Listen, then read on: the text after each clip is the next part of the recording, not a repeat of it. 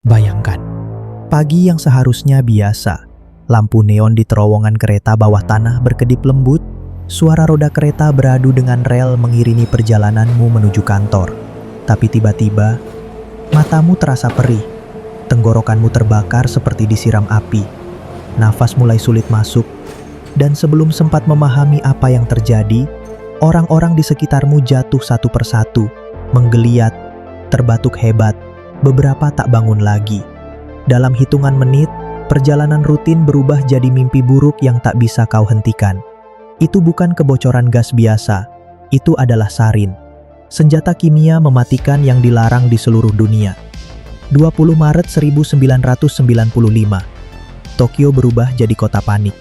13 orang tewas, lebih dari 6.000 terluka fisik permanen, dan rasa takut menyelimuti seluruh Jepang. Pertanyaannya, siapa yang cukup gila untuk merencanakan ini? Dan bagaimana bisa mereka percaya bahwa membunuh ribuan orang adalah cara untuk menyelamatkan dunia?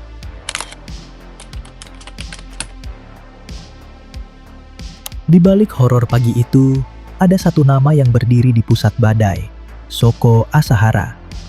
Lahir sebagai Chizuo Matsumoto pada 1955 di Kumamoto, Jepang, ia tumbuh dalam kemiskinan. Satu matanya buta total, yang lain hanya melihat samar.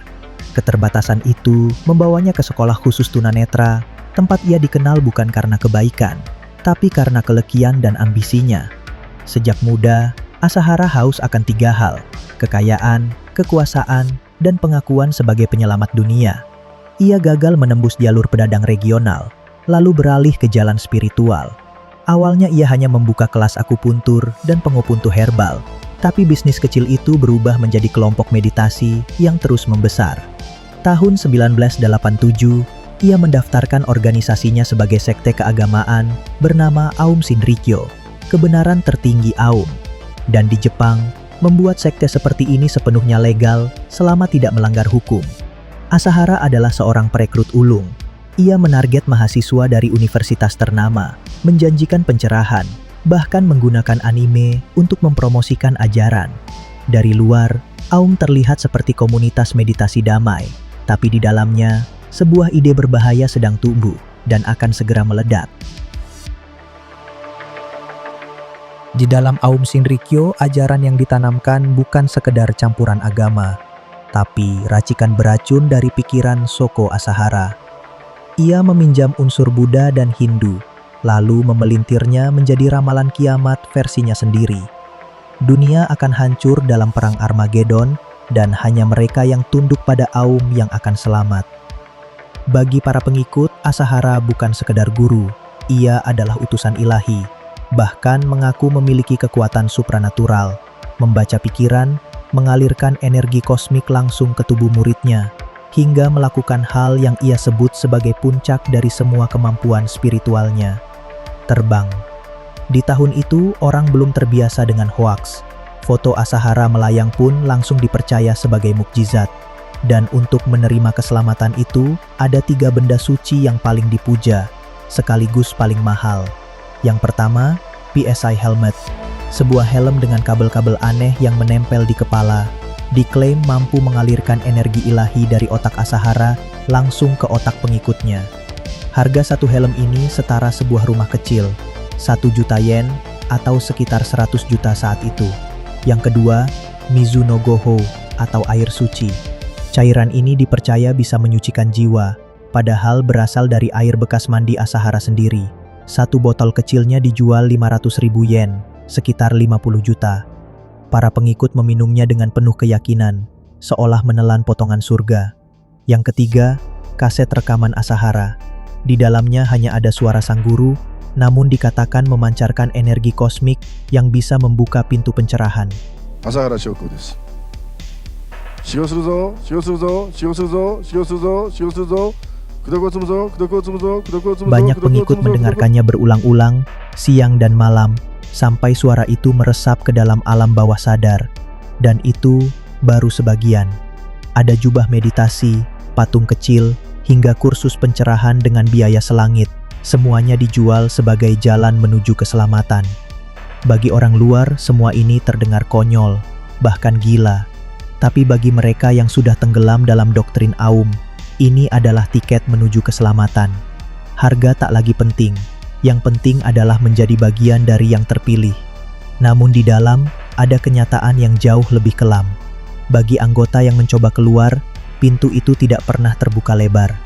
Jika kamu dianggap masih berguna, mereka akan menuntut uang tebusan dalam jumlah yang mustahil dibayar. Dan jika kamu miskin, ancaman akan datang. Bukan hanya untukmu, tapi juga untuk keluargamu. Bukan ancaman kosong, mereka benar-benar bisa menghilangkan nyawa siapapun yang dianggap mengkhianati Aum. Bahkan, hingga hari ini masih ada mantan anggota Aum Shinrikyo yang nasibnya tak pernah terungkap. Ada yang menghilang begitu saja tanpa jejak, dan ada yang diyakini sudah tiada. Keluarga mereka hanya bisa menunggu, memegang harapan tipis, sambil bertanya-tanya apakah orang yang mereka cintai masih hidup, atau sudah menjadi bagian dari masa lalu yang tak akan pernah kembali.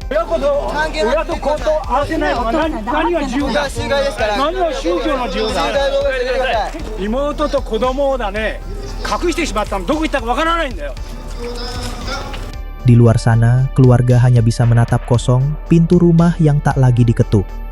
Anak, saudara, atau teman yang dulu hangat kini menghilang. Dan jikapun kembali, mereka bukan lagi orang yang sama. Mata mereka kosong, senyum mereka dingin, dan hati mereka entah sudah di mana. Di luar tembok Aum Shinrikyo, ada satu orang yang pertama berani menantang mereka secara terbuka, Tsutsumi Sakamoto.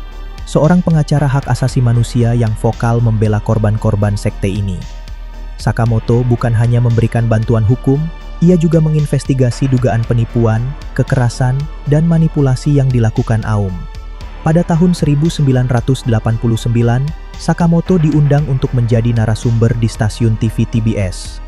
Wawancara itu membongkar banyak kebusukan kultus ini, dan identitas Sakamoto seharusnya dirahasiakan demi keselamatannya. Namun, di balik layar, TBS secara diam-diam memperlihatkan rekaman wawancara itu kepada anggota Aum, tanpa sepengetahuan Sakamoto. Keputusan itu melanggar etika jurnalistik dan memberi kesempatan Aum untuk bergerak. Aum Shinrikyo memberikan tekanan langsung kepada pihak TBS, hingga akhirnya siaran tersebut dibatalkan. Bagi Shoko Asahara dan para pengikut fanatiknya, Sakamoto kini dianggap ancaman besar yang harus disingkirkan. Hanya beberapa hari setelah rekaman itu bocor, pada suatu malam, sekelompok anggota Aum menyelinap menuju rumahnya. Dalam keheningan, mereka mengakhiri hidup Sakamoto, istrinya, dan anak mereka yang baru berusia 1 tahun. Mayat mereka tidak ditemukan hingga bertahun-tahun kemudian. Kematian Sakamoto menjadi tanda bahwa Aum Shinrikyo bukan lagi sekadar kelompok meditasi, tapi sebuah organisasi yang siap menghilangkan siapa saja yang menghalangi. Tahun-tahun berikutnya, ramalan kiamat menjadi senjata utama Shoko Asahara untuk mengikat para pengikutnya. Ia selalu menggambarkan masa depan yang suram, Perang Dunia III, dimulai dari serangan Amerika Serikat yang akan menghancurkan Jepang hingga tak bersisa.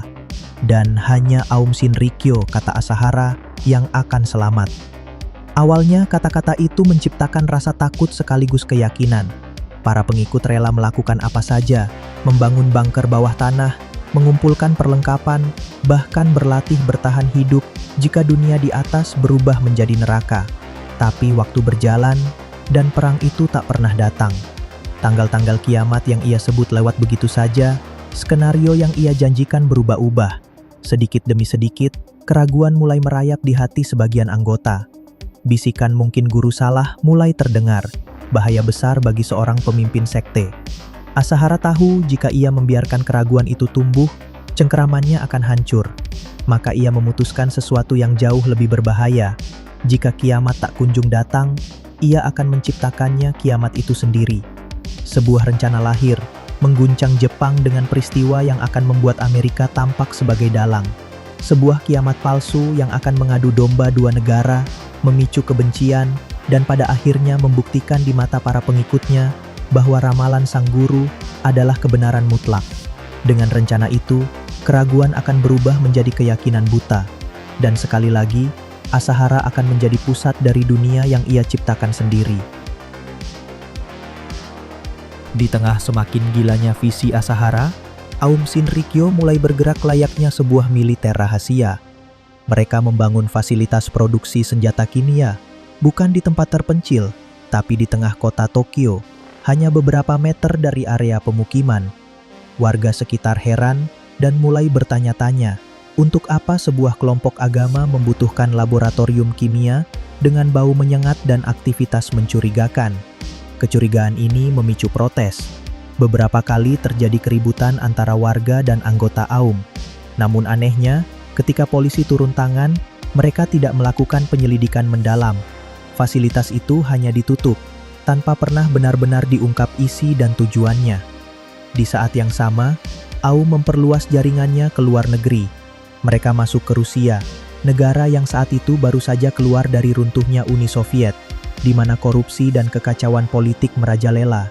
Di sana, perwakilan AUM bertemu langsung dengan tokoh-tokoh berpengaruh, termasuk Wakil Presiden Alexander Rutskoy, Ketua Parlemen Ruslan Hasbulatov, dan Sekretaris Dewan Keamanan Rusia, Oleg Lobov. Banyak pihak menduga ada suap yang membuat para pejabat ini membuka pintu bagi AUM. Hasilnya, mereka mendapatkan akses ke persenjataan, teknologi, dan bahkan pelatihan militer, sesuatu yang akan sangat berbahaya jika jatuh ke tangan orang dengan ambisi seperti Shoko Asahara. Sebelum tragedi besar di Tokyo, AUM Shinrikyo sudah melakukan uji coba mematikan. Tanggal 27 Juni 1994, kota kecil Matsumoto di prefektur Nagano menjadi saksi serangan gas sarin pertama oleh kelompok ini. Target mereka adalah 3 hakim pengadilan yang sedang menangani sengketa tanah. Sengketa yang bisa merugikan AUM jika putusan tidak berpihak pada mereka. Malam itu, sebuah truk kecil diparkir di dekat area perumahan. Dari dalamnya, dilepaskan gas sarin ke udara, terbawa angin dan menyelimuti lingkungan sekitar. Warga yang tidak tahu apa-apa mulai jatuh satu persatu, terbatuk, kehilangan penglihatan, kejang, hingga tak sadarkan diri. Akibatnya, 8 orang tewas dan lebih dari 200 orang luka-luka. Namun anehnya, penyelidikan polisi tidak mengarah pada AUM. Saat itu, mereka justru menduga penyebabnya adalah kecelakaan kebocoran gas pestisida atau bahkan ulah individu biasa, sehingga AUM luput dari radar. Serangan di Matsumoto seharusnya menjadi peringatan dini, tapi karena tidak terungkap, AUM menganggapnya sebagai bukti bahwa mereka bisa menyerang dan lolos tanpa jejak. Keyakinan itulah yang membuat mereka berani melancarkan serangan yang jauh lebih besar di Tokyo setahun kemudian. Pagi Senin 20 Maret 1995, Tokyo mulai dipenuhi arus manusia yang bergegas menuju kantor. Di tengah kesibukan itu, 5 tim kecil anggota AUM Shinrikyo menyebar ke berbagai jalur kereta bawah tanah, Marunouchi, Chiyoda, dan Hibiya Line, semuanya mengarah ke distrik pemerintah Kasumigaseki. Masing-masing membawa kantong plastik berisi cairan sarin murni, dibungkus kertas koran, dan ujungnya sudah siap ditusuk dengan payung berujung runcing. Tepat sebelum kereta tiba di stasiun yang ditentukan, mereka menjatuhkan kantong itu ke lantai gerbong, lalu menusuknya. Cairan bening mengalir keluar, cepat menguap menjadi gas tak berbau, lalu menyebar ke seluruh ruang sempit kereta. Penumpang mulai batuk, matanya perih, penglihatan kabur, otot kaku. Beberapa langsung roboh, kejang, tak sadarkan diri.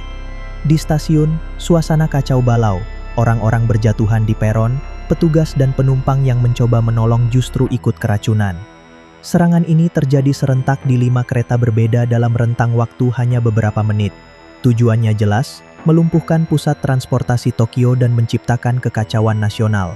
Hasilnya mengerikan, 13 orang tewas di tempat atau tak lama setelahnya, lebih dari 6.000 orang lainnya terluka. Rumah sakit di seluruh Tokyo kewalahan. Banyak korban kehilangan penglihatan selamanya, hidup dengan tubuh yang terus bergetar atau nyeri yang tak pernah hilang. Lebih buruk lagi, trauma membuat mereka takut naik kereta seumur hidup, seakan tragedi itu masih mengintai di setiap napas. Pemerintah Jepang segera mengumumkan keadaan darurat, sementara media menyiarkan gambar-gambar korban yang tergeletak di stasiun, sebuah pemandangan yang mengubah rasa aman warga Jepang selamanya.